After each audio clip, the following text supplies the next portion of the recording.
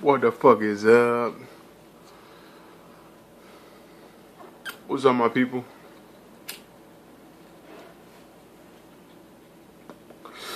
Cheers. It's another chilling with you session. We just cooling and smoking a doobie. Got some New York sour diesel right here. It's that Flizzame. I love it. Favorite strain. Make the mind go wild. Make the body relax. There we go. I had an idea come to me the other day after my morning meditation shower, and basically the idea came to me that an idea, it comes to you basically instantly.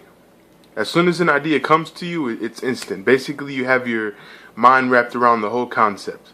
But to actually put it into words and articulate it, it can actually take a while. So for instance, the idea popped in my mind was exactly that. It was like, damn, this idea popped into my mind, but for me to articulate it, it took a long time. That's the thought I had. And that's a thought that took a while to articulate. And it's pretty amazing. Like, you ever had an instance where somebody does something, you're like, oh, I thought about that. I thought about that before. I believe thoughts are universal. Thoughts hit everybody. The only difference between people that actually are the ones doing it and the ones who are like, hey, I had that idea, is just acting instantly on it. Because the thought is instant, but to actually do it, it takes some time, right? So basically, I believe that everybody has thoughts. Certain people, there's many people that have the same thought. It's just basically about the person who capitalizes on it and starts working on it that instant, you know? It's a little thought that I had.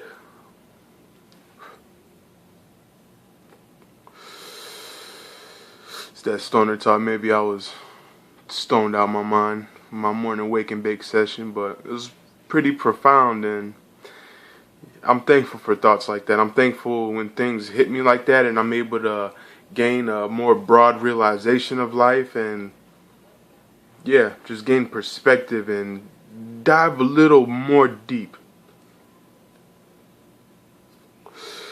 Because the world is deep. And another sort of epiphany that came to me was regarding the thoughts as well, is you have to be careful with your thoughts. You treat your thoughts as if they were a newborn baby being passed around amongst family members. Be courteous to your thoughts. Be gentle with your thoughts. Be careful with your thoughts.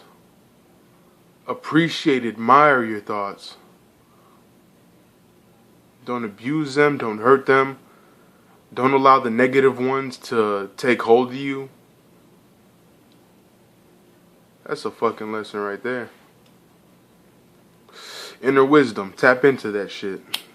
Everybody has an inner wisdom. That inner voice, the voice you communicate with yourself with, your own voice in your own head, that a lot of times it sounds like yourself. I'm curious about that. I'm curious about what other people's voices in their heads look like, what they sound like, what they're thinking. Try to inundate yourself with nothing but positive, beautiful thoughts. Realistic, positive, beautiful thoughts. Things you can attain, things you know you can attain. Dream outside the box as well. Just let ideas flow through you.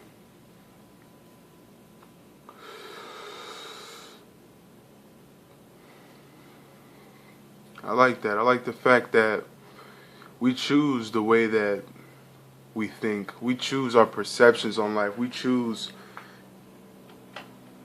you know, there's so many variables in life. And the mind, the thought process keeps a lot of that shit into perspective.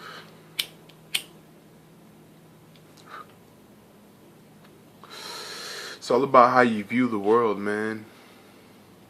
Again, you can view that shit like half full or half empty, but try to view it in a positive light.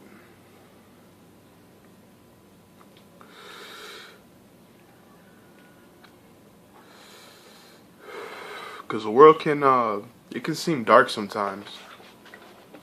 The world can seem like it's a really horrible place, but it's really not. Especially when you sit down and you realize that you have somewhere to be, you have a home, you have a roof over your head, or maybe you don't.